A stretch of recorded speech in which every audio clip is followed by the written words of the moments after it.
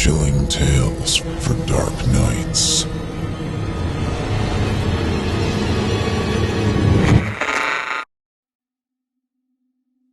On the last day of July 1993, I saw my first reanimated corpse. I had been spending my summer vacation with my grandfather, the head caretaker for the largest cemetery in the county, while my parents were overseas visiting relatives. In exchange for a weekly stipend of $75, I was to spend my mornings performing various chores around the cemetery grounds, including cleaning moss from cracked and forgotten headstones and collecting wilted, sun-bleached flower arrangements for the garbage. That particular morning was spent preparing for a burial and helping my grandfather repair a headstone that had been vandalized over the course of the previous night. We had been working on it since mid-morning, and when we finally finished, the sun was high in the noon sky. After we finished cleaning up, I went to look for a comfortable spot to take my lunch break and read an old Lovecraft collection purchased the day before from a used bookstore. Meandering through a field of monuments and headstones, I made my way towards a weeping willow tree that stood out against the dark coniferous forest that ran the perimeter of the cemetery. Before the willow, there was a small green tent, folding chairs, flowers, and a rectangular mound of dirt, remnants of that morning's burial. A small green aluminum sign was pegged in the dirt a few feet from the opening. Its tarnished copper lettering identified the grave's inhabitant and lifespan as Grace Phillips, 1914 to 1993. Finding the shade of the tent to be inviting, I made myself comfortable on a couple of the folding chairs beneath it. I wasn't 2 pages into the story Dagon when I heard what I thought was a strange, muffled sound of thumping beginning to resonate from the capped burial vault in the grave before me. I looked at the hole and immediately dismissed the thought that I had heard a sound come from it. I was about to go back to reading when I heard it again. Curious, I set down my book, walked over to the edge of the grave, and listened with intense concentration. A few seconds later, I was rewarded with not only more thumping, but a stifled scream. Terrified, I stumbled backwards, tripped over a row of chairs, and bolted across the cemetery toward the memorial garden benches where my grandfather usually ate his lunch. I arrived out of breath and panicked. I told him of the thumping and screaming. He looked at me like I was insane and had me lead him to the grave. "Go get Henry! Run, boy!" I sprinted through a maze of headstones and mausoleums toward the large aluminum storage garage that housed both the cemetery's landscaping equipment and a small office. A moment earlier, my grandfather had knelt down beside the grave and listened just as I had done before. He would later describe what he heard as the most unnerving experience of his life, a voice from beneath a burial vault cap. I burst into the office, startling Henry, to drop one of the bags of peat moss he was stacking in a wooden bin, splitting open at his feet. "Damn it! Why did—" didn't let him finish. Between gasps for air, I told Henry that my grandfather needed him right away. Sensing trouble, he quickly forgot the bag, and we took off running. Henry followed me with as fervent a pace as he could muster for a man of his age and stature. When my grandfather spotted us coming, he began shouting for Henry to bring the goddamn backhoe around. Henry, who had worked for my grandfather for 20 years and had never questioned one of his orders, ran down the gravel road to where the backhoe was parked away from the morning's mourners. I joined my grandfather, who then proceeded to lower himself into the grave and straddle the vault. He cupped his hands around his mouth and shouted into the vault. "Hello? Can you hear me? We're going to get you out of there." It was answered by a muffled shriek. Off in the distance, I heard the backhoe's diesel engine sputter to life with an oily growl. Minutes later, Henry piloted the machine over the stone-pegged horizon, its dented chrome exhaust pipe belching a thick cloud of blue smoke that trailed behind it. When it arrived, I stood back and watched as my grandfather instructed Henry, who manipulated the backhoe's arm, into position over the grave. Henry jumped off the idling machine and removed a chain harness hanging from a makeshift steel hook on the side of the cab. He connected the harness to a loop of steel welded to the bottom of the scoop and then climbed back into the backhoe. My grandfather directed him to slowly lower the chains into the grave. Hooks dangled from the ends of the 4 rusted chains as the backhoe lowered the harness down into the grave. When the hooks were resting on the surface of the vault's cap, my grandfather waved for Henry to stop. He secured the hooks to the rebar loops protruding from each corner of the lid and climbed out. Henry brought the backhoe's steel arm up with a hydraulic whine, lifting the cap off the burial vault. The rumble of the engine had drowned out any audible sound of movement, and it wasn't until the cap was resting on the grass beside the grave and the backhoe's engine switched off that we could hear the blood-curdling shrieking and furious thumping from within the stained hardwood casket. I watched in terror as Henry reluctantly climbed into the grave, straddled the vault, and used a screwdriver to force open a locking mechanism securing the casket's lid. As soon as the lock was sprung, the top lid sprang open and caused Henry to scurry from the grave with a startled grunt. He cursed under his breath as he came to his feet beside my grandfather and beheld the ghastly sight before us. My grandfather told me to look away, but I could not keep myself from staring at that loathsome display. The elderly woman in the casket was thrashing her hands around in a wild frenzy, as if she was fighting off an invisible attacker. Every muscle in her body twitched with uncontrollable spasms. Her eyelids fluttered, her irises and pupils concealed by white plastic caps the mortician had used to hold her eyelids shut. Yellow-tinged skin sagged over her emaciated, sunken face. Screams came through curled lips and teeth artificially clenched with a crisscross of white suture thread. The wig she had been buried with had slipped off, exposing a railroad track of stitches that orbited the back of her head. An autopsy had been performed, her brain removed and weighed. Her head crashed against the burial vault as she spasmed, opening a deep gash on the side of her head. Pink embalming fluid welled up and dripped from the wound. "Jesus Christ, what's wrong with her eyes?" Henry asked, his voice wavering. My grandfather ignored the question. "Shut and lock the gate, Henry. If someone asks, we're closing for emergency maintenance. Get the gas can and some matches from the office on your way back." When he returned from the garage, Henry joined my grandfather at the edge of the grave. He handed the can of gas to my grandfather. We watched with numb shock as he emptied the entire can into the grave and over the woman who was still very active and was now hissing at us. He tossed the can aside and snatched the matches from Henry's nervous, shaking hands. "Stand back," he commanded as he pulled a match from the book and struck it against the thin brown strip on the back. He used the match to light the rest of the matches in the book. It flared to life in his hand, and he flipped it into the grave, igniting the gas with a loud whoosh.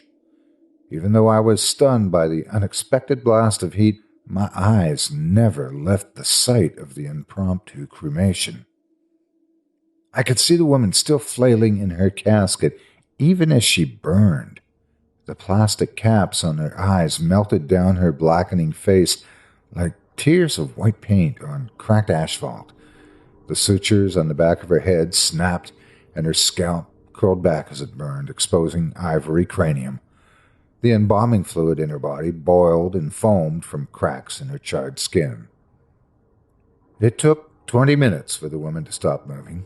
She and her casket were still smoldering when we recapped the vault and quickly filled it in. When we had the backhoe parked in its usual space next to the garage, we collected ourselves to the confines of my grandfather's office.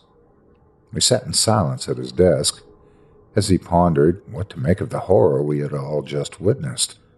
My grandfather broke the silence.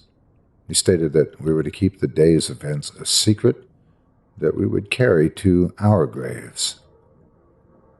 Before the end of the summer, we would find 2 more of what we began referring to as moving burials, and had cremated the reanimated corpses.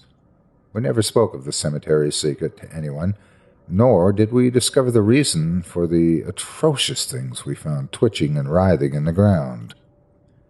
2 weeks ago, my grandfather died from a 2-year battle with lymphoma. In accordance to his last wishes, he was buried in the same cemetery that he had spent so many years caring for. I visit his grave every day, and when I'm sure no one is watching, I press my ear to the ground and listen.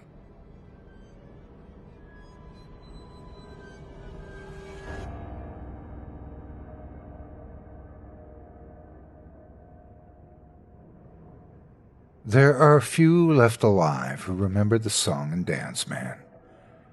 Time has claimed the ones that survived the long night, and I'm sure they went willing to meet their maker.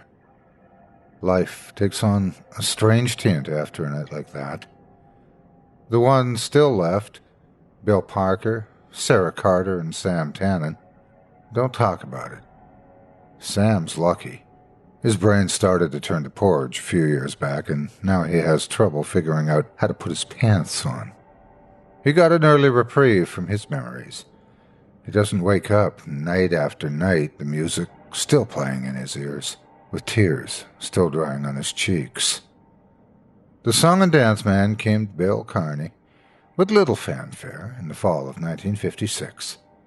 I had just gotten out of high school and was working as a stock boy at Handy's Hardware.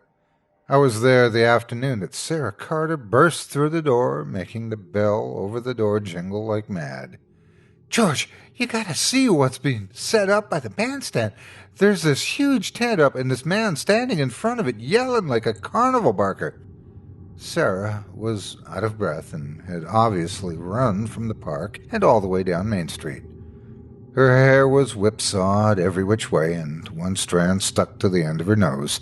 She gave a quick puff and blew it out of the way, waiting for me to react. With Sarah, I was also 2 steps behind and running to catch up. The girl had energy in those days and in an unlimited supply. I stopped rearranging the nails and said, "There wasn't anything up there when I walked by this morning. When did it go up?" She shrugged her shoulders, a quick raise and drop. "Dunno, but it's up, and you gotta see this guy. He's all dressed up, head to toe, and can he talk? Boy, he can talk." I thought about it and checked the clock. It was near about 5 and time to quit anyway. "All right, let's go check it out then." Sarah grinned from ear to ear and was gone. I didn't doubt she was telling everyone in the gang, the ones that were still in town anyway. Most of us scattered to the 4 winds after graduation. Only a handful of us remained in town, and only a handful of us were on hand to witness the dance. I walked down to the bandstand by myself, not bothering to wait for the others. Most likely, Sarah was already there waiting for us. I met up with Bill as I passed the drugstore, where he worked as a soda jerk. "What the hell is Sarah talking about, George?" She blew in there and then blew out again before I could ask her anything. Bill was a big guy, the tallest and heaviest guy in our class, and I just about cracked up the first time I saw him wearing that little peaked paper cap McCleary makes his soda jerks wear. Bill doesn't really like to be laughed at, though, and after the knot under my eye went down, I made sure not to laugh at him anymore. He's a good guy, aside from that temper. He was the best guy on the high school basketball team, too, though he's one of the few guys who got kicked out of a game. He threw another player halfway down the court, and they were on the same team, too. Bill said the other guy elbowed him in the gut. It had to have been an accident. No one would have done it on purpose. We both walked down the street, Bill smoking a cigarette, a habit that caught up to him in 1995 when they removed his right lung. At the end of Main Street, we crossed Buchanan and entered the park. Normally, at that point, we would have been able to see the bandstand perched on a hill near the center of the park. During the summer, there'd be concerts, performances by the school marching band, a church choir singing some hymns, that kind of thing. Once, a couple of kids from the high school had put together a pretty good rockabilly group, but someone on the parks committee passed an ordinance that banned rock and roll in the park. Small towns, you know?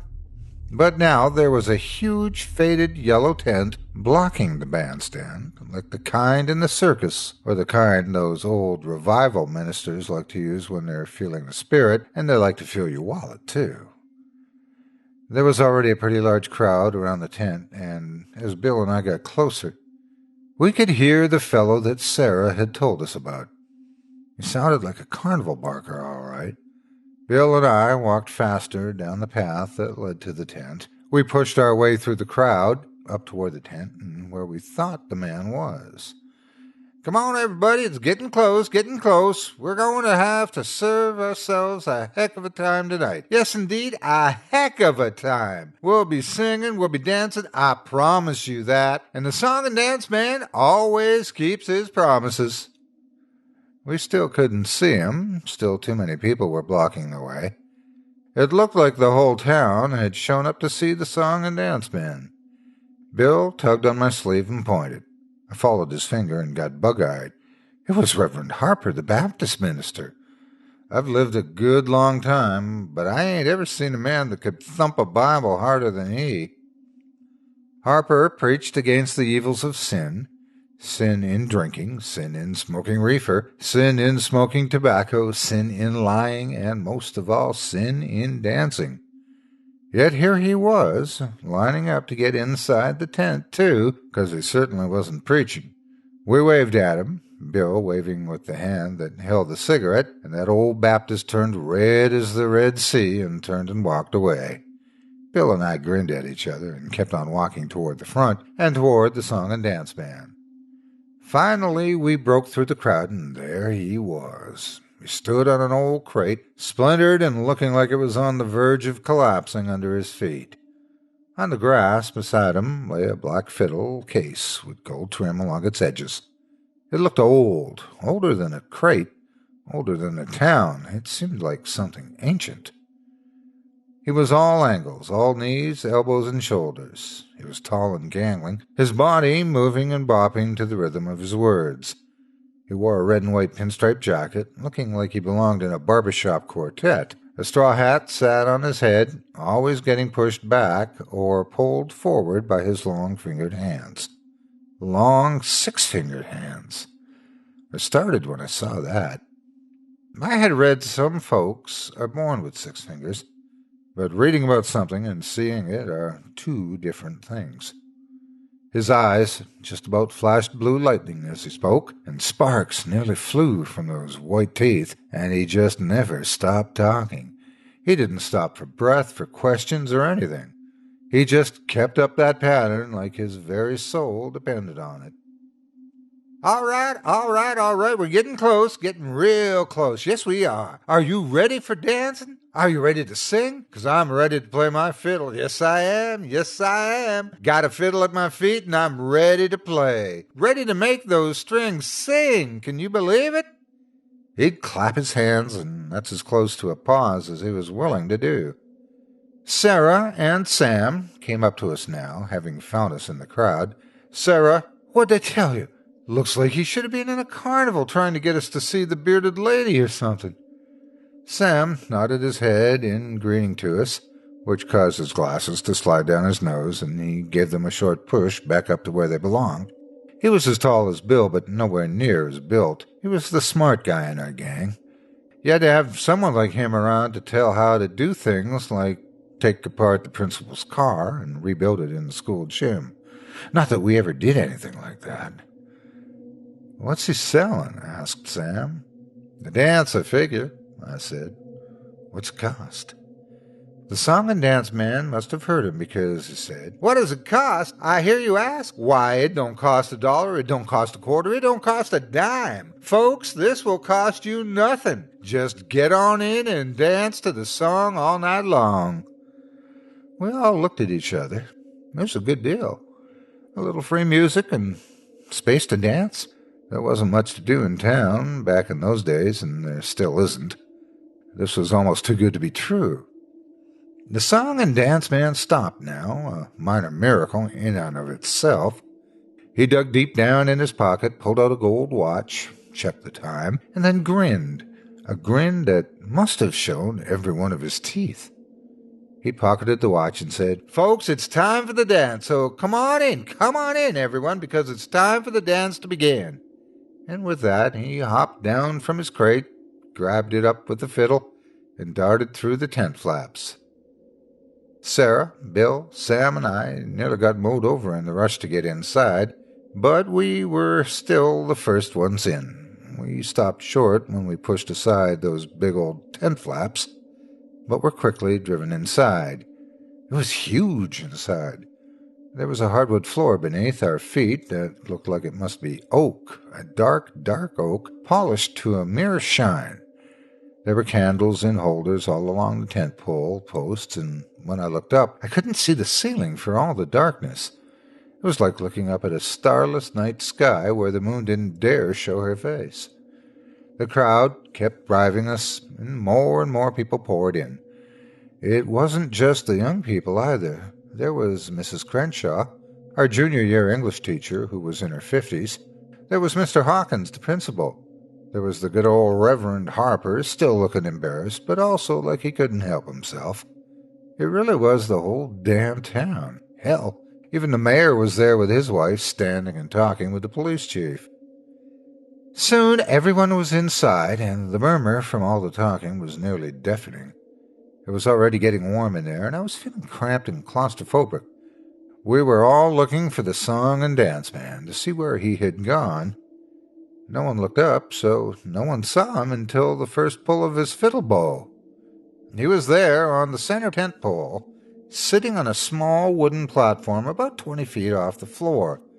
God knows how he got up there, because there certainly wasn't any ladder going up. He dangled his feet over the edge and held his fiddle in one hand and the bow in the other. The fiddle and the bow seemed to be made of the same dark wood that the floor was, and gleamed in the candlelight like a thing alive. I almost doubted that the fiddle even needed the song and dance man to make its strings hum. We all looked at him, and he grinned and jumped to his feet while the crowd gasped, worried he might plummet into their midst. And then he began to play. He made those strings sing. I haven't heard anyone play like that before or since, and I thank God for that every day. It made the air around us crackle and spark. It loosened the joints and jolted the mind. You felt the urge to move deep in the bone, buried in the marrow. I grabbed Sarah's hands and we began to move across the floor, and everyone followed suit, some with partners and some without. Some were doing the foxtrot, some were doing a waltz, and some of us were doing the twist. We danced, moved, shucked, jived, rocked, and rolled. I passed Reverend Harper, moving his feet in a clunky box step with Eloise Grandel, an old battle-axe of a Catholic. I saw the mayor's wife waltzing with Diane Adams, one of our firemen. I swirled with Sarah, moving across the floor, bumping and jostling with the people around us. It was hot and getting hotter in there, and it wasn't long before it smelled of sweat and bodies moving against bodies. I felt dizzy, but we kept dancing together, kept dancing and not stopping. It was a while before I realized that the song and dance man was singing, too, but in a language I did not understand.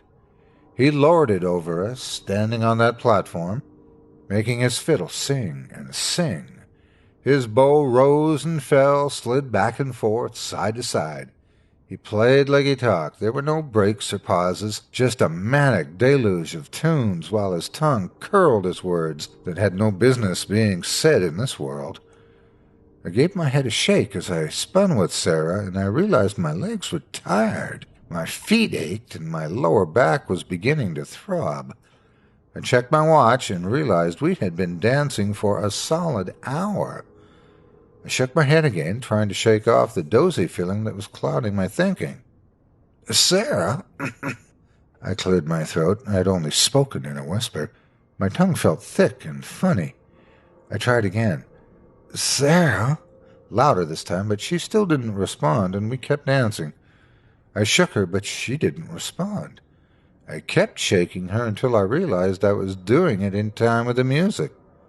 So I just tried to stop, and I couldn't. I couldn't stop. Underneath the fog, I began to feel frightened. I began to see the faces of the other people now. I saw their terror. Reverend Harper's face had grown redder than it had been before. Sweat poured down his face, but he still kept moving, twirling Mrs. Grendel around and around, her head lolling from side to side. She had fainted, but her feet were still moving. We moved past Bill, who danced with Susie Watkins, and I saw her frightened eyes darting around the room, but Bill bobbed his head in time with the music, and his glassy eyes looked at nothing in particular. The song and dance man laughed from his perch and kept playing, tapping his feet.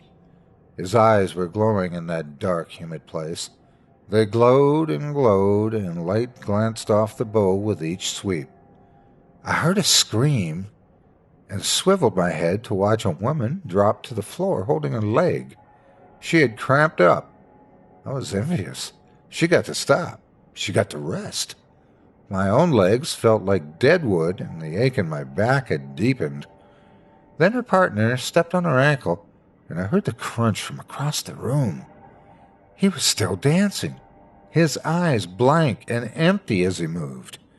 She screamed again and started to crawl away, but instead stood up. She started to dance, bringing her weight down on the broken ankle again and again and again. I turned away, but I couldn't block the sound of her sobbing. The music ran on. I checked my watch again, and it was 3 hours now. We didn't flag or falter. We kept up the same speed as the fiddle, the damning fiddle, rapping our feet against the floor. Never mind the blisters that burst. Never mind broken toes or broken ankles. Never mind that deep pain buried in the spine that refused to go. Never mind old hearts and bad knees. We kept up that frantic pace as one mass, a bobbing, thumping, jumping creature with one mind. Reverend Harper died at one point. I watched it happen. He was holding up the still fainted Mrs. Grendel, whose feet still moved with the music, when he dropped her and fell to the floor. He twitched once, his feet beating a quick staccato rhythm, and then was still. Mrs. Grendel got back up and kept on moving. I watched Harper as I danced, trying to see if he was breathing. He wasn't. I swear to you, he wasn't. But he still got back up. He was dead, but he still got back up and began to dance again. He tried to look at me and grinned the song and dance man's grin. His eyes were red, filled with blood from whatever had broken in his brain. I watched as a single red tear rolled down his cheek. I shut my eyes and kept moving. Harper wasn't the last. He probably wasn't the first. The old and the sick were the first to drop, no matter what it was: exhaustion, heart attacks, hemorrhages somewhere deep inside. They died, and then they got back up and kept dancing, grinning their grins. I passed Lizzie and Sam. He had lost his glasses at some point. His eyes darted around, terribly aware. I looked at his leg and I saw a jut of some bone tearing through his denim jeans. There was a trail of blood behind him, and as he swirled, a spray landed on the legs of the people around him. He stepped on that broken leg, twirled on it, and jumped on it, all in time with that fiddle. The night passed. I remember stepping on something at one point and realized I had just crushed Mrs. Dempsey's right hand. She was lying on her back on the dance floor. She had been stepped on time and time again. I could even see a man's shoe print on her stomach. Her head had been caved in, and her chest beneath her dress had a sunken look, and still she was trying to get up and keep moving. The smell of blood mixed with the sweat, and I couldn't breathe anymore. The air was thick, and from all around I could hear cries and screams, but nothing that drowned out the fiddle or the song and dance band singing. And then it stopped. I danced one more step and then stopped myself. I looked up at the platform. We all did, craning our necks upward. He was checking his pocket watch. "All right, folks, that's all for tonight. The dancing's done and the morning has come. You may leave if you can walk, and should walk quick, 'cause this sing and dance man is going to be gone." We all stood there like stunned cattle, then marked to the tent flaps. No one ran because they couldn't. It was a miracle we could walk. Sarah stepped ahead of the left, but I stayed behind. I turned and looked and saw at least 20 people still standing there. Harper was among them. They were all grinning, their eyes empty. They stood and made no sign of wanting to leave. "Go on now, friend. The song and dance man has what he wants, but he'd be glad to add you, too, if you tarry and dally too long." I looked up at him and saw him smile, and then I turned my back to him and left the tent. When I turned back again, it was gone, along with all the people inside. That's the story of what happened. The others won't tell it or pretend it never happened. Never mind the 20 people that vanished that night, the mayor's wife included. They'd rather not think about it. Sarah and I took Sam to the hospital over in the next county, far from folks that knew what had happened. They had to remove his leg. Sam was quiet before and was quieter still after, pulling odd jobs that a one-legged man could do. He doesn't move around much nowadays, just sits on his porch, a cane across his lap, and massages the stump with his hand. Says it bothers him on cold nights, and warm nights, and wet nights, and dry nights. Bill left and joined the army and stayed in long enough to fight in Vietnam and won a bunch of medals. Came back and settled down to drink and drink hard.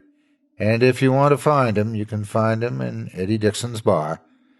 No matter how drunk he gets, though, he doesn't talk about that night. None of us saw much of Sarah after.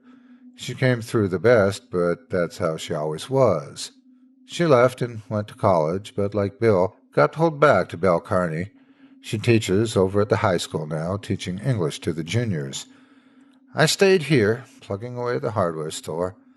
I ran it for a while, but now I don't do much of anything. I just sit around with Sam, talking about things sometimes, though not often. If I stay too long, I'll see his eyes go glassy behind those Coke bottle lenses, and he'll disappear into himself, and I'll catch him humming a faint trace of a song, and the hair on my neck stands on end, and goosebumps rise on my arms in great knots. My foot will start to tap out a small bead on the hardwood porch, and a big wide grin will spread across Sam's face. The grin of the song and dance man.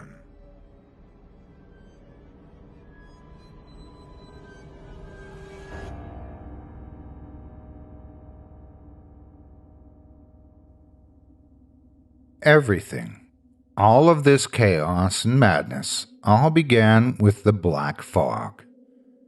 It was just an ordinary day when the news reported a strange phenomenon, a wispy black cloud of fog, steadily making its way toward the west coast of the country from over the ocean. Nobody really cared at first, as you would expect.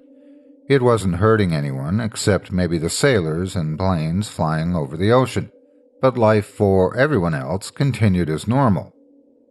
Whenever the news would talk about what we now know as the black fog, people would nod, show mild interest, say something like, "Oh yeah, that's interesting," and be done with it. Until the black fog hit the west coast. Cities on the seaside were the first to be hit and covered with the black fog. The news went crazy. Every station frantically pointing their cameras at the fog to capture footage of the unique event. Personally, it always looked like a thick cloud of smoke to me instead of a city covered in fog. The news said that nobody from the outside world could contact anybody in the fog. A nationwide panic was beginning, and it grew fast. People who had previously disregarded the black fog now looked for ways to leave the country, as the news reported that the black fog was still heading east, as though determined to devour the entire country. With mass hysteria of this magnitude, it can safely be assumed that plenty of doomsday prophets came forward with explanations about the fog's origin. It quickly became obvious to me that these prophets of the apocalypse were nothing more than crazies who walk into the news stations from off the street. Nearly every scenario imaginable was told as a reason for the black fog's existence. God's wrath on humanity, the apocalypse, aliens seeking a safe place to land their spacecraft. The black fog was simple fog mixed with pollutants in the air. It was a publicity stunt for a new movie. It was the government using the fog for some purpose. Cthulhu was rising. We heard everything, but none of the theories seemed to make sense. There was a few more days of chaotic news reports, and then the black fog came to my town. I was walking home that fateful afternoon, turning a street corner to see my 2-story home come into view down the street. Cars breezed past me at a steady pace. Coming toward me down the sidewalk was a mother pushing a baby stroller with an enthusiastic little boy running ahead of her, cheerfully telling his mommy to hurry up. The grass was bright green in the warm summer atmosphere, and there was only a few white clouds in the sky to distract from the wild blue yonder above. A red car, the sides splattered with the thick mud, raced past me. The bright yellow orb in the sky beamed down on the world, covering us in sunlight. If there's anything I remember from that day, it was the colors. Suddenly, out of nowhere, a dark giant stood up over the horizon and loomed over the city, blotting out the sun. Cars stopped in the middle of the road, leading other cars to crash into them. People began to scream. Some hysterical woman wailed, "It's here!" as I looked up at the black fog blotting out the sky. It swept over the city quickly, shrouding me in a cave of blackness. I stumbled through the fog, unable to even see my own 2 hands in front of me. The world around me looked as though it were covered in smoke, but I could breathe it normally. I heard people screaming, the sound frightfully clear. There was the screeching of tires as cars stopped and the crunching of metal as other cars crashed into each other. In my mind, I could picture the street as it had been before the fog hit. My house was a few yards down across the street. If I could find my way inside, I could wait the fog out and see if it would disappear and leave the city. I began walking toward my house uneasily, still hearing people cry out for help. It was as though I had become blind. I took my steps with care and tripped over a blunt object when I was halfway across the street. I climbed to my feet with my sense of direction disoriented. How close was I to my house? I just gave it my best guess and made my way forward. I had to walk around a parked car, and after tripping over the curb and falling onto the sidewalk on the other side of the road, my shoes felt grass beneath them. I wasn't entirely sure if it was my yard. I worked my way to the front door of the house and sighed in relief when I realized it was mine. I hurried inside, quickly closing the door behind me. The fog hadn't gotten in my house, which I was thankful for. Only a little of it got in when I opened the door, but I could still see. The windows displayed nothing but black. It was as though I was standing in my house at night. A starless, moonless night. I sat down, took a few deep breaths to calm myself, turned on the TV and began to watch the news. If anything was being done about the black fog, surely they would have reported it. The news anchors were calm, but to my dismay they had nothing to report. They said the black fog was perfectly natural and explainable. They said that the entire nation was being covered at an unbelievably quick rate and that the president had been evacuated for his own safety. I changed the channel right there, cutting off a blonde newswoman mid-sentence. On the new channel, they weren't calling the fog natural. They weren't talking about the president. They weren't pretending that this wasn't a national emergency. Instead, they were panicking. People who looked like normal citizens ran around the station in a frenzy while the camera's views rested on a guy sitting behind the news desk, sitting in the middle of all the chaos. He stammered as he spoke, trying to maintain order somehow. There were no reports of rescues from any seaside city, nor did the black fog show any sign of receding, the guy was saying. As I watched, he managed to stop one of the frightened civilians and asked him to say a few things for the camera. Hi, my name is Adam, Adam began, breathing heavily. That shit out there's crazy, man. Like it ain't fog, it's something else. Adam wiped off his sweaty forehead and cleared his throat. We heard rumors that you can see in the black fog if you have a flashlight or fire. We sent a guy out into the fog with one of those big-ass flashlights. He hasn't come back yet. I remained in my living room in complete disbelief that this was happening. I barely registered anything the news said, not that it said much. The only thing they could talk about was the black fog, and because nobody knew anything about it, there wasn't much to say. I couldn't tell if it was day or night outside, so I tried to sleep according to the clocks in my house. I slept on the hardwood floor in the living room, too weary and afraid to climb upstairs to my bedroom. When I woke up, I immediately turned the TV on again. Inside the news station, there were sleeping people mixed with people standing off camera who were in rapid discussion about what to do. It was as though they had forgotten the camera was on. I decided to wait and see if they were going to give any piece of news that was worthwhile, and went into the kitchen to fix myself something to eat.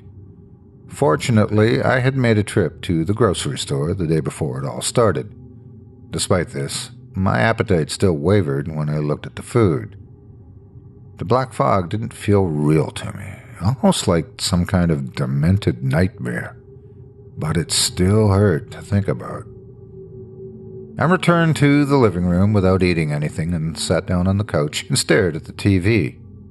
After staring at the screen and listening to the people in the news station talk for an hour, I groaned. Survival was boring. I turned my head to the living room window and examined it from where I sat curiously. I think Adam said something about being able to see in the black fog I jumped off the couch and stumbled over to the hall closet. After shuffling through coats and other miscellaneous things, I found a flashlight. Clicking it on, I sighed in relief when a bright beam of light shot out, the first light I'd seen since it all started. I pointed the flashlight toward the living room window and froze when I saw a face outside. There was a man standing outside the window with his thin nose barely touching the glass.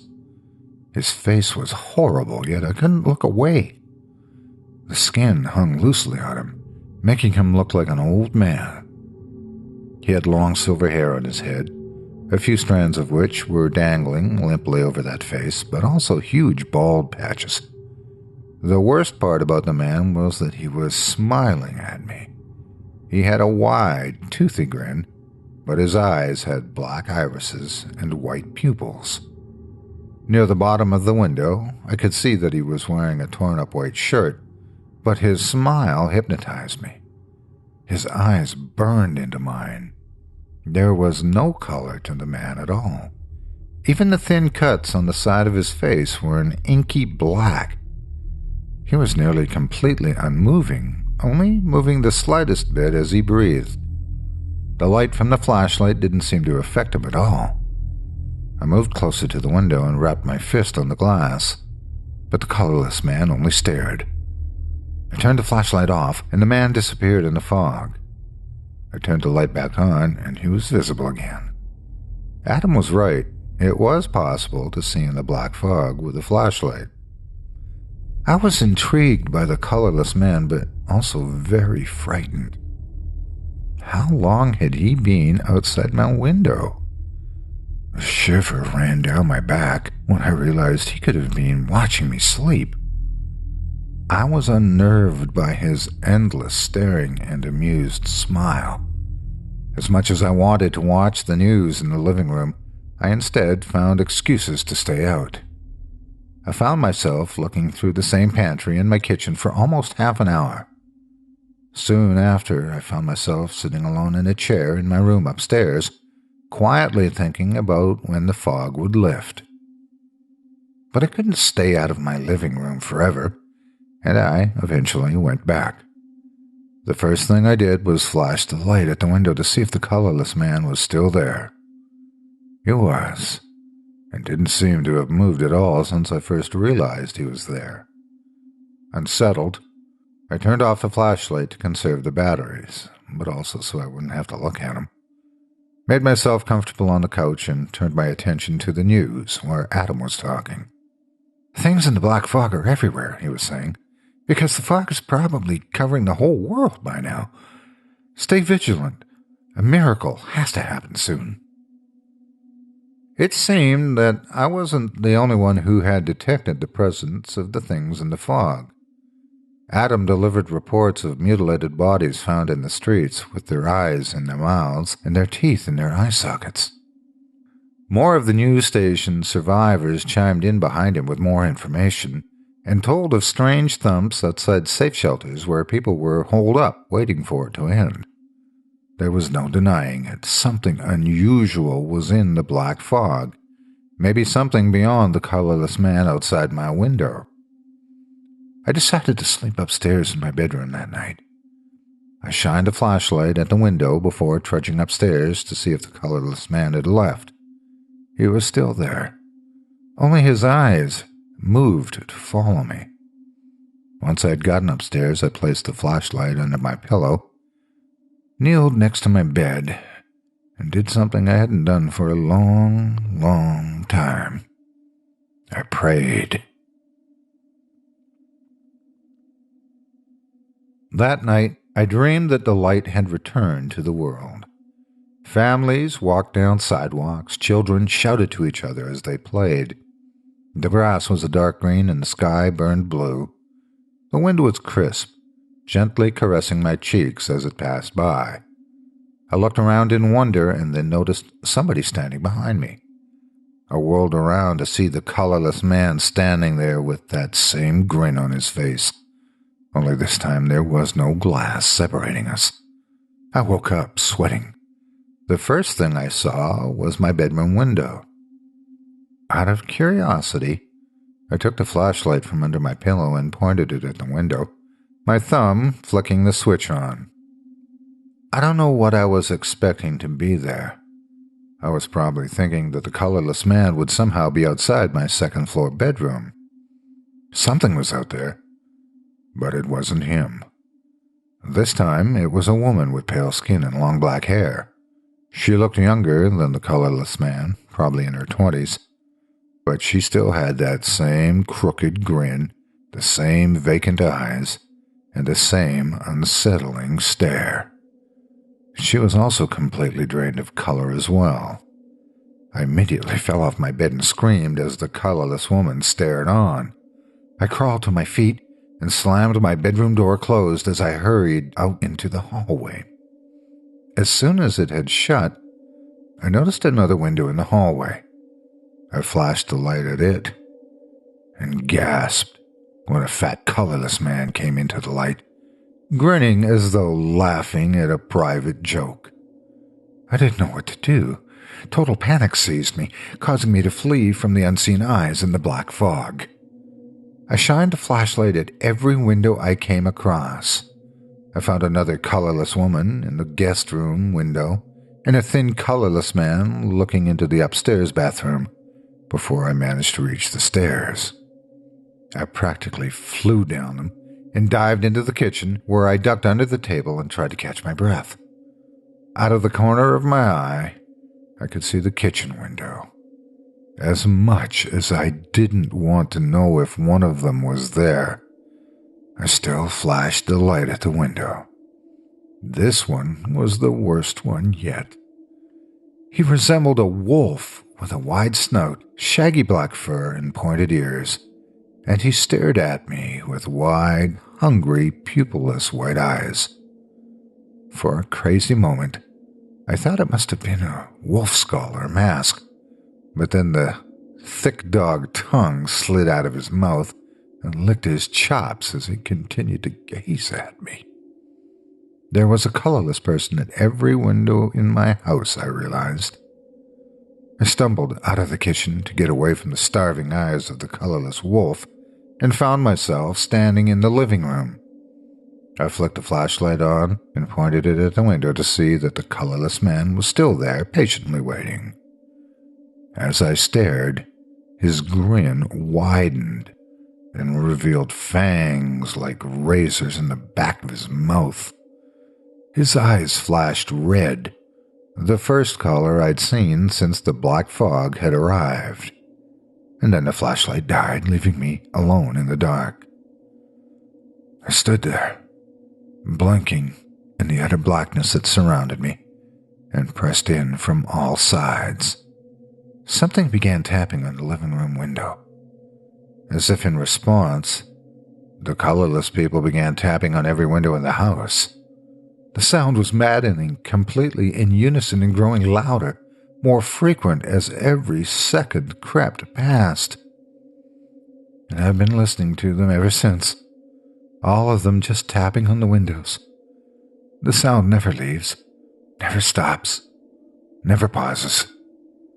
Listening to that endless noise, I just know that it's tearing my mental state in half. I don't know how much longer I can take this. I just heard a window break. I hope to God it isn't the wolf.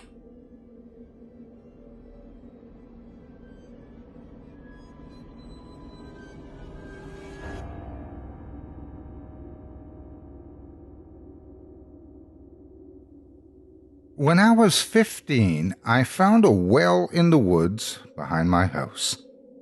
We had already lived in that house for a few years by that time I found it, and I was surprised that I had never run across it before. It was made of cold gray stone and jutted out about 3 feet out of the ground. The top had been covered with boards, dead leaves framed its base, and coated the boards almost like a camouflage. I marked the location in my head, making a mental map. I figured it might be cool to find my way back there at some point to draw or read. It was a really peaceful spot. It was summer, and I was kind of a loner with little to do. Most of the time, a peaceful spot to be alone was all I wanted. It took me a year before I found the well again. I could swear that I had mapped the path back to it in my head perfectly. It wasn't like it was that far away from my backyard, maybe a mile into the woods, if that. I spent most of the rest of that summer looking for it. I would walk the tree line for hours, back and forth. I didn't even care about using it as a spot to hang out anymore, and I just wanted to prove to myself I wasn't crazy. I asked my parents if they had ever seen it during times they would go for walks out there, and they just shook their heads and told me that they didn't know anything about a well. After a while, I just gave up. It wasn't really worth the wasted energy after all. I figured it was out there somewhere. Perhaps I had just been deeper than I thought that day I found it. Time passed, another school year came and went, and I had a birthday during that time, turned 16, started driving, found a girlfriend at school, and went about my life as normal. The next summer, I found myself bored on a day that my parents had both cars, and decided maybe I should take a walk in the woods. I hadn't actually done it for a while, and besides, by that point, I'd started smoking and wanted to keep it as far away from the house as possible to hide it from my parents. About 45 minutes into my walk, I found it, the well. It was in the exact spot I had originally mapped out in my head and long since forgotten. Right there, where I would have expected it to be a year earlier, still cold gray stone, still boarded up, still covered in dead leaves. I did a double take on it, honestly wondering how I could have not found it when I was looking for it, but just kind of stumbled across it when I wasn't. I leaned up against one of the trees about 4 yards from it and stared at it, totally baffled. I tried to shrug it off, but it was so weird. I pulled out a cigarette and stood smoking, and tracing the well with my eyes as if it were some kind of alien species. That's when I first heard the whistling. It was soft and low. At first, I had to strain a bit to even hear it. I looked around the tree line to see if I could spot anyone else walking around the property. Maybe my mom or dad had come home at some point, and were taking a stroll through the trees just like me. I didn't see anyone, though. No distant shapes, no figures wandering the tree line. I followed the direction of the sound with my ears as it started to get louder. I even recognized the tune, Mary Had a Little Lamb. It got louder and louder till it seemed like the source should be right near me, and I soon realized that it was. It was coming from inside the well. I walked over to the well and started clearing the boards off the top. They weren't fastened to the top by anything, so it was as simple as just picking them up and tossing them into the grass. Once the last board was cleared, I stared down into the black pit. A foul stench rose up from below, like wet and rotting vegetation. I trained my ear back towards the whistling once again just to be sure I wasn't crazy. Sure enough, it was echoing off the stone walls of the well before it reached my ears. "Hello?" I called down. "Are you okay?" The whistling stopped. It just cut off at the sound of my voice. It was followed by a long and empty silence, and it made me feel gradually more uncomfortable with each passing second. I swallowed hard and called out again. "Is somebody down there?" I yelled. My question was once again answered with only silence. "Or am I going crazy?" I said under my breath as I leaned up from the hole and took a drag off my cigarette. Suddenly, sharp and manic laughter exploded from deep within the well. I nearly stumbled backwards from the surprise. I quickly stuck my face back down into the top of the well and yelled with all I had, "Who's down there?" Another long pause. I felt like I was standing on the precipice of hell. The stench of rot grew even stronger in my nose. I had to choke down each breath I took. The silence was broken by what sounded like a low whimper, and then a voice that sounded exactly like my mother. "Hi, is that you?" she said. "Please, you have to help me. I think my legs are broken." My mother had left for work that morning. I watched her drive away. She had called the house before I went out on my walk, in fact, asking if there was anything special I wanted her to pick up from the store on the way home. Whatever was talking to me was not my mother. That much I knew for sure. The imitation was perfect, though. I stood above that well, staring down into the black. I was stunned and unsure how to respond to what I had just heard. Then up from below came another voice, my father's voice. "Is that how you treat your mother?" he screamed. "Ignoring her pleas for help? You have always been such a rotten little shit. Should have smothered you in your crib or fed you to the dogs when you were a baby." I felt sick. Obviously, whatever was down there was trying to mess with my head. As crazy as it seemed, that was the only explanation. Still, even knowing that, hearing those words in my father's voice hit me very hard. I backed away from the well. "Oh, God!" I screamed again in my mother's voice. "Please help me! The rats are eating me!" Its screams for help dissolved into a high-pitched squeal and then died out in a gurgling, retching noise. I turned from the well entirely and began to run away from it back the way I came and towards my house. I could hear whatever was down in that well behind me laughing. As I moved through the woods as fast as my feet would carry me, I could still hear it whistling. Long when I should have been out of earshot, I continued to hear it. It whistled, "Mary Had a Little Lamb," just like when I first heard it. But as I reached the edge of the forest, the tune changed to a funeral march. I sprinted back to my door, which thankfully was left unlocked before I left. I got inside quickly and locked it behind me. I went into my room on the second floor of the house and stared out the window. It overlooked the backyard and had a clear view of the woods beyond. Nothing was chasing me, at least not that I could see. Still, I sat at that window until my parents got home from work. I thought about telling them about what I had heard from the bottom of the well, but I knew they wouldn't have believed me. I ended up keeping it to myself. I never went into those woods again. Every time my parents would go for their walks, I'd always tell them to be careful. I knew there wasn't much else I could do. What was I supposed to say? If you run across a well out there, book it, Mom and Dad. That shit's evil. Yeah, I'm sure that would have gone over real well, like me in therapy for a few years well. They never did see it, though. Or if they did, they never mentioned it. Months later, I started hearing someone whistle the funeral march outside my window every night for a week. Every time I'd look to see what was there, I could never see anything, though. This happened every few months, and when it did, it would drive me crazy. I wouldn't be able to sleep at all. I would just sit up in my bed and listen, in terror, helpless to do anything about it. My parents never heard it. Eventually, I moved away from my parents' place out to California. I got a job in the Bay Area working at some tech company. Met myself a nice girl, even got married. For a while, I even forgot about the well. That is, until I went on a nature hike with my wife a few weeks ago. We were just walking along in the woods, talking and having a nice weekend with each other. We followed a trail that led us into a clearing, and I froze in my tracks when I saw it.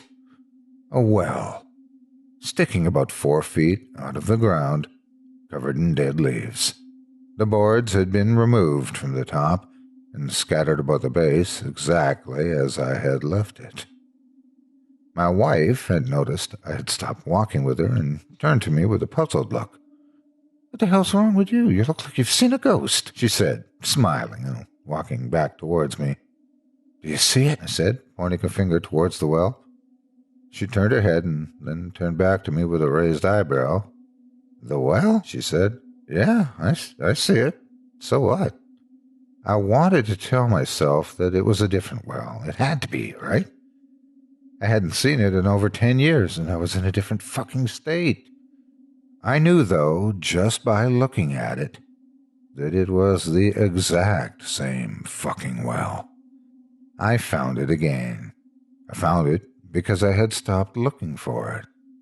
I grabbed my wife by the wrist and started walking the other way. "What the hell are you doing?" she said as I drug her along. "Let's get out of here," I said, and then realizing just how weird I was being, made a quick excuse. "I'm really starting to not feel good." "Okay," she said, still sounding puzzled but placing a comforting hand on my shoulder. About halfway back down the trail, I heard whistling. The same tune I heard the first time I looked down that damn well. I looked back behind me, half expecting to see some nightmare bearing down on me like something out of a horror movie. Instead, I just saw my wife, whistling. Mary had a little lamb, and smiling as she walked.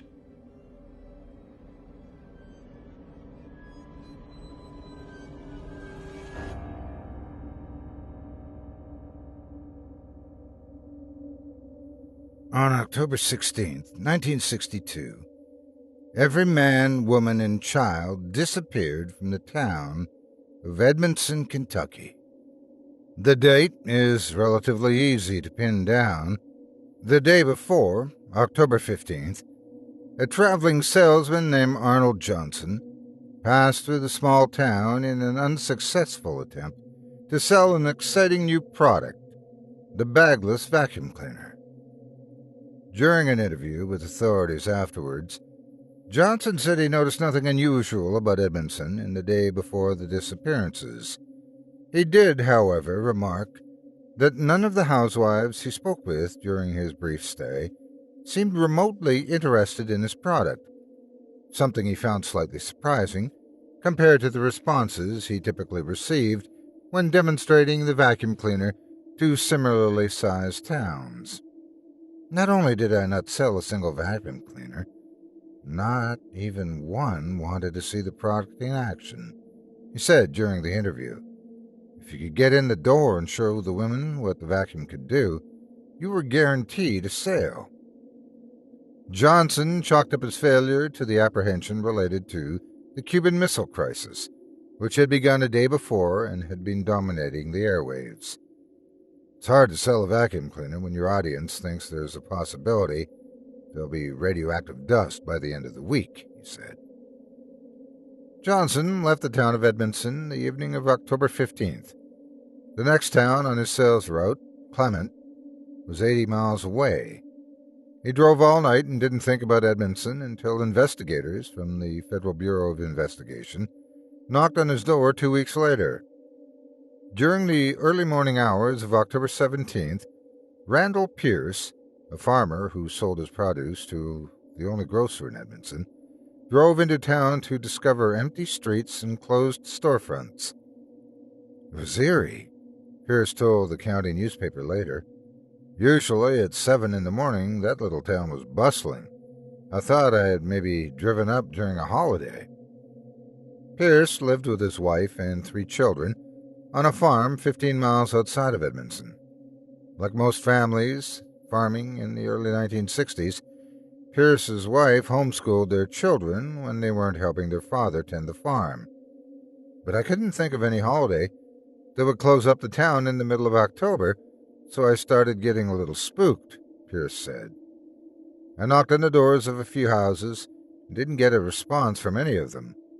Around 8 o'clock, I realized there wasn't a single soul in Edmonson. Shaken and a little disoriented, Pierce returned home to his wife and children.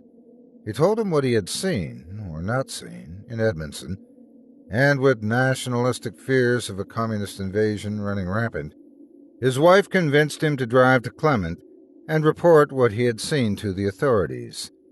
The Pierce family had no phone at their farm. Pierce arrived in Clement shortly after noon and immediately pulled into the parking lot of the local police department. He told the authorities what he had witnessed in Edmonson. Initially, as Pierce tells it, his story was met with disbelief and ridicule, but after multiple calls to Edmonson's police chief went unanswered, Clement's sheriff, Jonathan Ambrose, gathered a group of men and traveled to Edmonson to investigate Pierce's claims. Sheriff Ambrose died of lung cancer in 1968.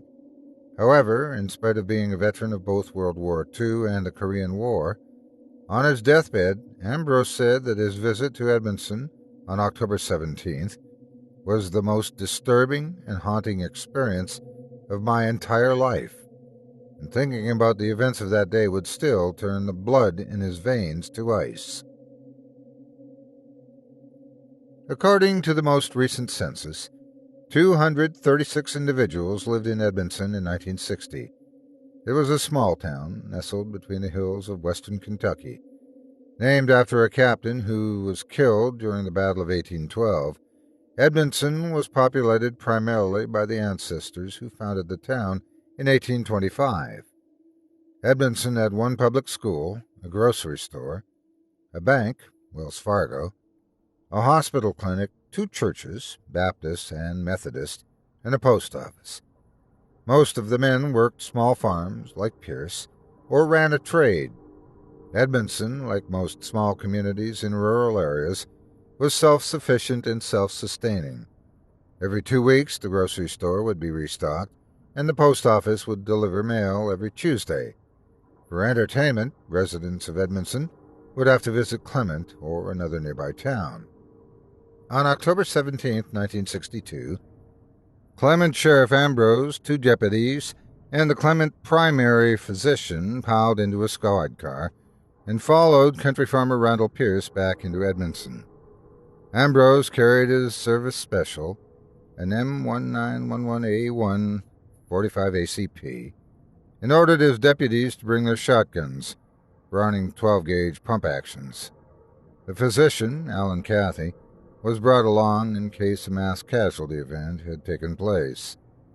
Before he died in 1968, Ambrose recounted the events of October 17th to his older son, who transcribed his father's testimony and published it in a men's magazine to little fanfare in 1974.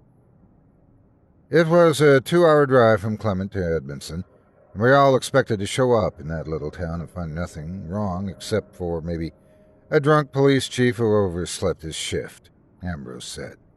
However, I couldn't deny the fact that a palatable tension was present in the squad car. My 2 deputies kept fidgeting with their shotguns, and Cathy wouldn't stop rummaging through his physician's bag. It was the same type of behavior that I observed among soldiers before we were set to launch a big assault. Upon arriving in Edmonson, they immediately realized something was in fact very wrong. Pierce and Ambrose parked their cars in front of the grocery store along the main street. It was just as Pierce had described it. The town seemed completely devoid of life. Ambrose, who personally knew Edmonson's police chief and where he lived, decided they should check out his home first. The 5 men set out on foot into the residential neighborhood. All the men were struck by the silence. It was then that one of the deputies realized that not only were there no people in town, there were no animals to speak of. Yards with fences that were clearly meant to keep dogs in were noticeably empty. The men arrived at the police chief's home to find the front door unlocked. Ambrose, with his gun drawn, entered the house first and was followed by his 2 shotgun-toting deputies. "I don't know what we were expecting to find," Ambrose said. "I honestly thought we'd find a body. Maybe poisonous gas had leaked from the ground at some point during the night and killed off the whole town. But I think what we found was worse." The police chief's house was empty. The bed was made up in the bedroom, and the fridge still contained bottles of fresh milk. The men were baffled. Maybe, they thought, the townspeople had left to attend a large community picnic. But as the hours dragged on and the search continued, that possibility grew less likely. We searched 6 other houses in the neighborhood after we canvassed the police chief's house, Ambrose said. It was always the same story. The house seemed fine, no sign of forced entry, unlocked doors, and no occupants. However, a few similarities began to make themselves apparent as the men made their way from house to house. For one, there was no luggage to be found anywhere in the homes, and it appeared as if a majority of the clothing was missing from drawers and wardrobes. Pierce, the farmer, also noticed that much of the food left in the pantries and refrigerators were perishable. There were no canned goods. Ambrose, who had just finished reading C.S. Lewis's The Great Divorce, remembered thinking, "It's as if the whole town just packed up their belongings and boarded a bus to heaven." Some of the discoveries were less benign. In the backyard of one home, the men discovered a dead Labrador retriever. One of the deputies stumbled across the animal and thought at first it was sleeping. The dog was wearing a collar and was loosely chained to a tree in the backyard. It was the first animal they'd seen in Edmonson since arriving 2 hours earlier. While the men searched the home, Kathy, the physician, performed an ad hoc autopsy on the animal. Rigor mortis had only recently set in, indicating the dog had not been dead for more than a day. Additionally, Kathy found raw hamburger meat in the animal's stomach, hamburger meat that had been peppered with small white pills. The dog had been poisoned. In another home, they found the words Revelation 9:1 scrawled on a bathroom mirror in light pink lipstick. The men were unfamiliar with the Bible verse, and this led to the next disquieting discovery. They could not find a single Bible in the town. Edmonson had 2 churches, and it could be deduced that a majority of the township probably attended one or the other. In the early 1960s, a vast majority of Americans considered themselves Christian, and even those who wouldn't consider themselves very devoted could be expected to at least own a Bible. However, Ambrose and his men couldn't locate a Bible in any of the homes they searched. When they inspected both churches, they found only hymnals or books of common prayer in the pews. Except for the poisoned dog during their 3-hour search of Edmonson, they found no signs of violence or struggle. Every home's interior looked impeccable, and running water and electricity appeared to be in working order. Ambrose was reminded of the model communities the U.S. Army had built in New Mexico to test the destructive power of the atomic bomb. As the sun began to slip beneath the trees, and the men's shadows grew longer and dimmer, Ambrose detected another palpable sense of urgency brewing among members of the group. It was obvious the men didn't want to remain in Edmonson after sundown.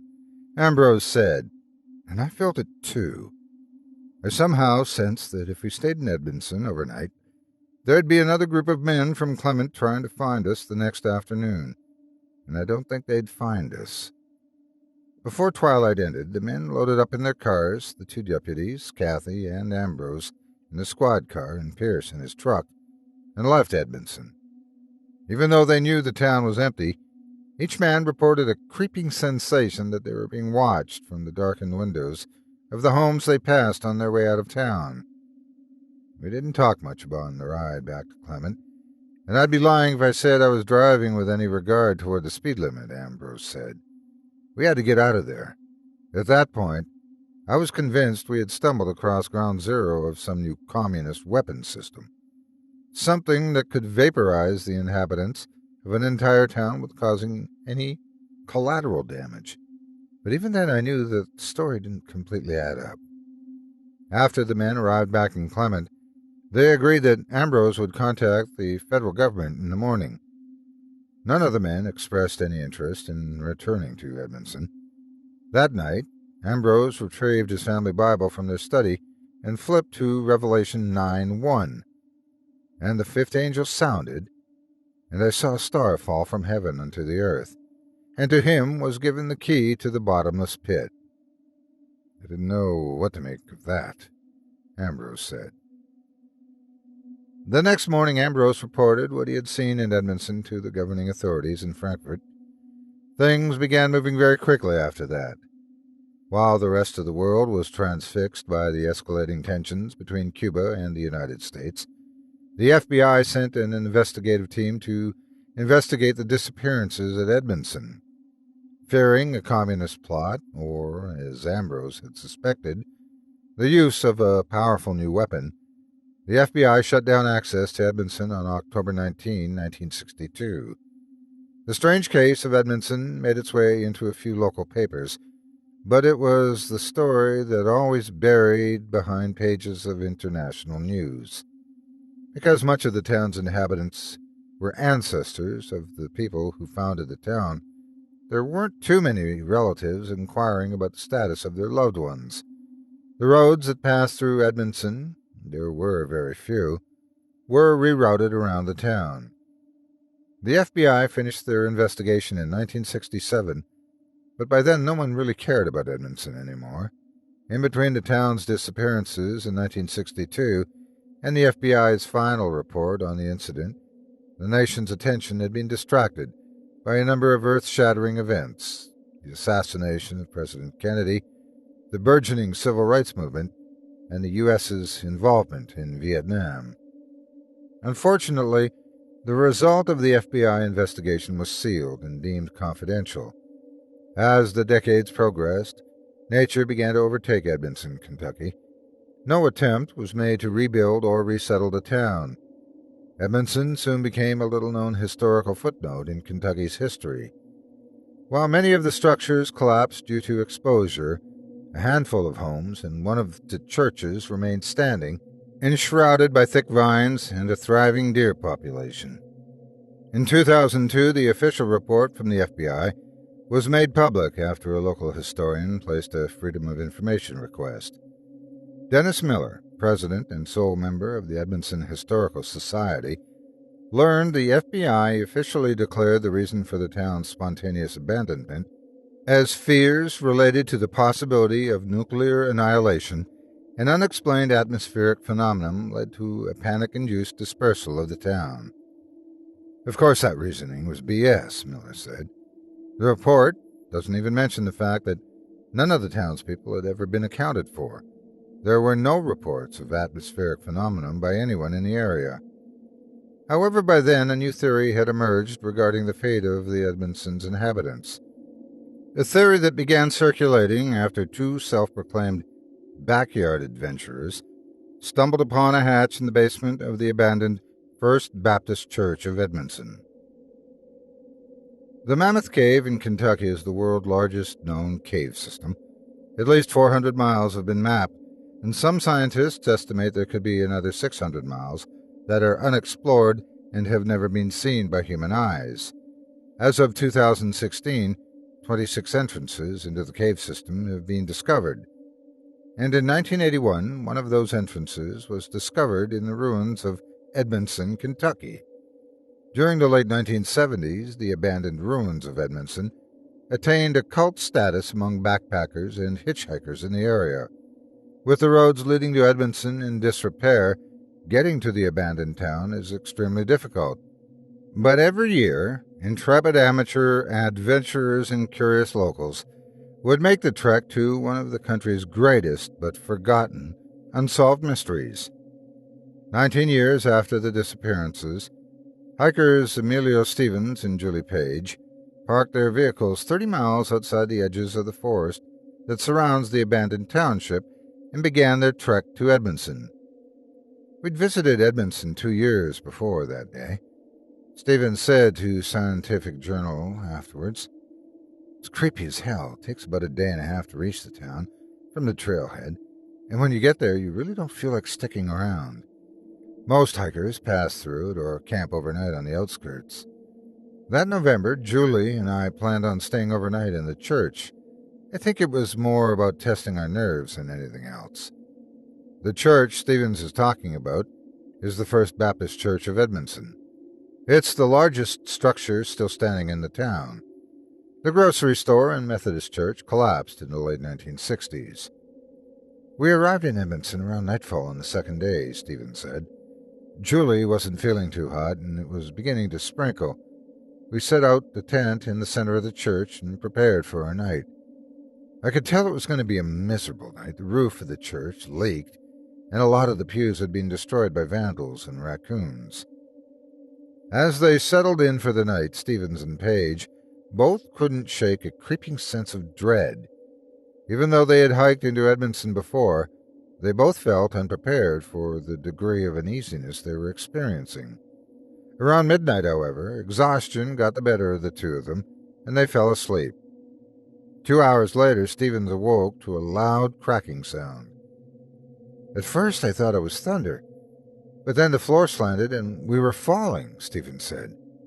"There's nothing more disorienting than waking up in a tent and experiencing the sensation of free fall." The floor of the church had collapsed in the middle of the night, flinging Stevens and Page into an as-of-yet undiscovered basement. Luckily, both Stevens and Page survived the fall without any serious injury. "We were both pretty shaken and, frankly, a little banged up," Stevens said. "But in all the time we had spent in and around Edmonson, we had never heard of a basement in the Baptist church. We knew we had found something no one else knew about." Armed with only their flashlights, Stevens and Page set exploring the decrepit basement.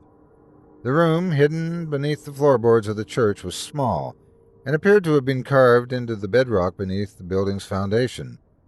Stevens said there wasn't much to see.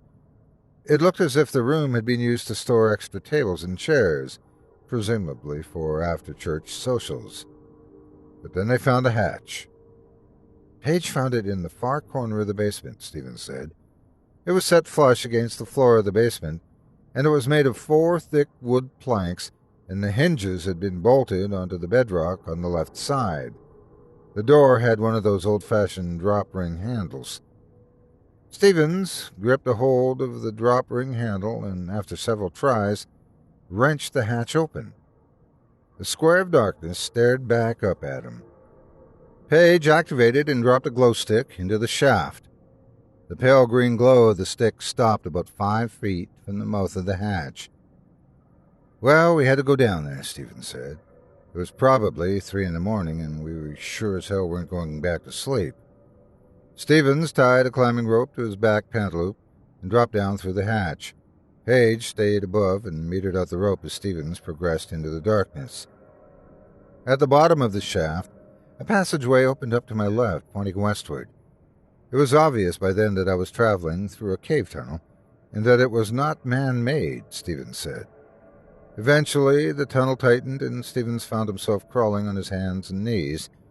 The roof of the passageway scratched his back, and his hands began to get rubbed raw by the cave's rough floor. "I'm not claustrophobic, but it started getting pretty tight," Stevens said. I began to worry about not being able to turn around and get back to the hatch. But I started to hear something coming from up ahead of me. I should have been freaked out, but at that point, I figured I had gone too far to bail out. After 15 minutes of crawling, Stevens was straining to push his shoulders through the ever-tightening passageway, but the eerie noises emanating from above drove him deeper into the cave. However, his adventure came to an abrupt end. The passageway ended at a pile of rocks, Stevens said. Each rock looked to be about the size of my head, and they completely blocked any further spelunking. I could hear the noises clearly now, could even distinguish words and phrases, but my journey was done. However, right before the passageway terminated at the cave-in, Stevens found a couple of objects. He put them in his jacket and began backing out. It took him 30 minutes to back up out of the tight passageway. When he made it up out of the shaft and back into the church's basement to a relieved Page, he took out the objects and inspected them. I found a pair of eyeglasses, like old-fashioned reader's glasses, and a woman's shoe with the heel missing, Stevens said. It didn't mean anything to us at the time. Stevens and Page hiked out of Edmonson early the next morning, battered and spooked.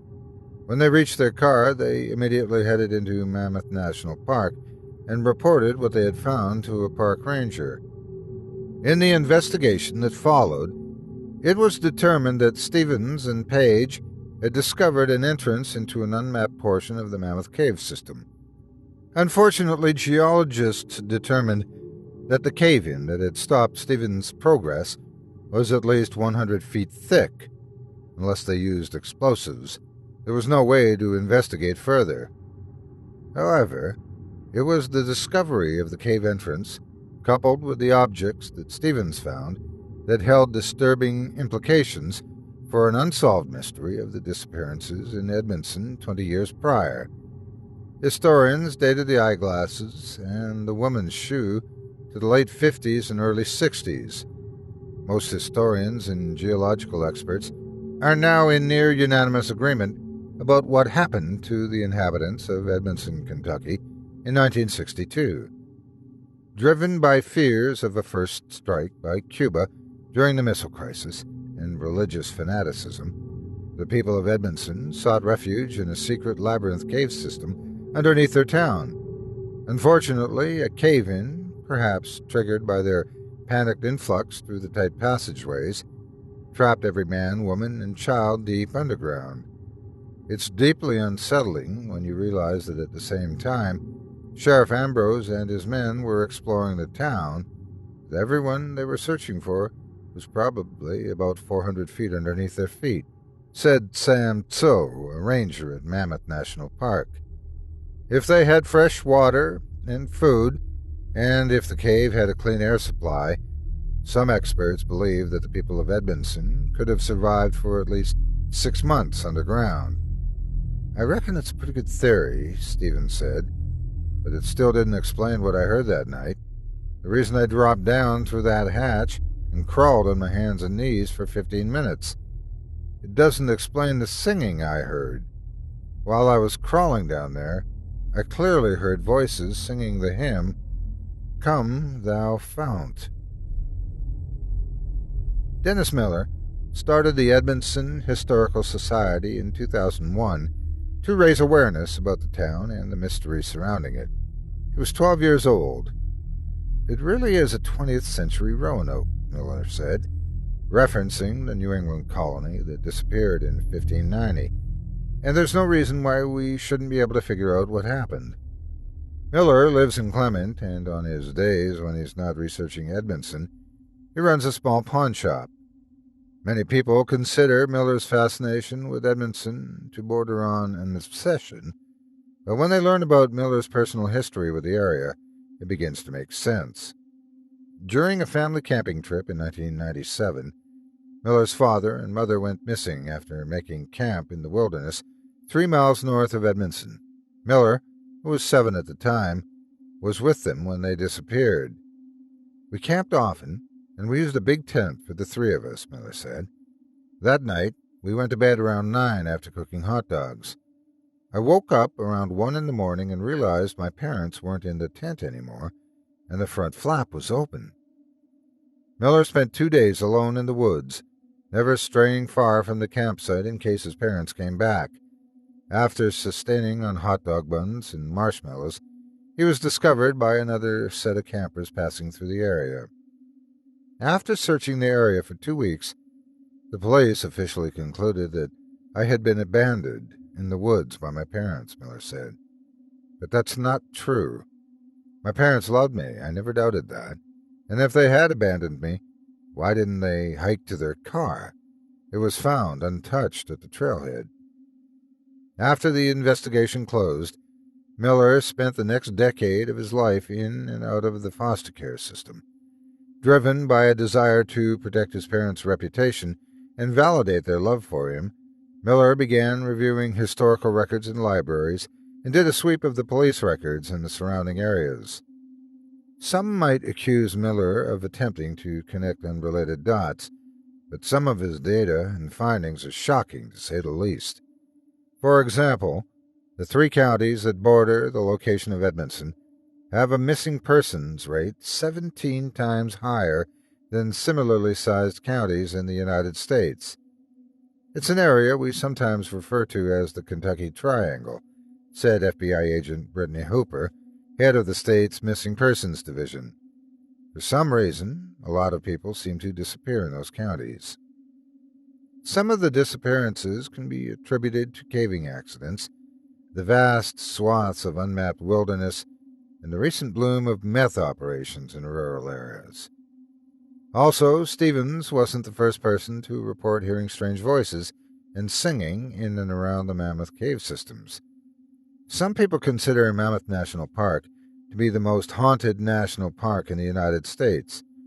There have been dozens of accounts of people hearing strange noises in the woods and caves since the 1970s, as well as sightings of a tall, humanoid-like creature called the Black Demon, according to unrelated local lore.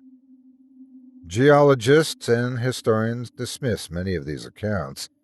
After Stevens told authorities he'd been following the voices of singing as he made his way through the passageways, expert cavers were quick to point out that even if he had heard people singing, it could not have come from behind the caved-in rocks. The cave-in was too thick for sound to penetrate. Also, because Mammoth National Park sits atop the Mammoth Cave system, it's not unreasonable to assume that a lot of the cave's strange noises and voices are the result of sound bouncing and echoing throughout the caverns. Caves are, after all, notorious for their disorienting acoustics. But Miller has a different theory. A theory as macabre as it would be revelatory if it turned out to be true. I think some of the trapped people of Edmonson are still alive, Miller said. I think they're down there in an unmapped portion of the cave system, and that they've chosen to stay below. It's been about 70 years since they went in, which means the first generation has probably mostly died off, and there's an entire second or third generation that only knows life underground. As for the disappearances, Miller has an answer for that as well. I think they've found other exits, and every now and then they come out and take people. Hikers, drifters, campers, and locals, Miller said. I think that's what's happened to my parents, and it's been happening years before they were taken, and it continues today. On his off days, you can find Miller searching the forests around Edmonson and the outskirts of Mammoth National Park for additional entrances into the Mammoth Cave system. He carries a GPS locator, grappling gear, multiple flashlights, and a Colt 45 automatic pistol. For some reason, they don't want to be seen by us, Miller said. I don't know what they do with the people they take, but I know what it takes to maintain an underground society. It requires food and a fresh gene pool. I don't like thinking about what that meant for my mom and dad, but even if the truth is ugly, at least I'll know. And I'll be able to do something about it. In spite of being armed, as soon as the sun begins to slink behind the trees, Miller makes sure to abandon his search and head back to his vehicle. You'll never find me spending the night in those woods again. Miller said.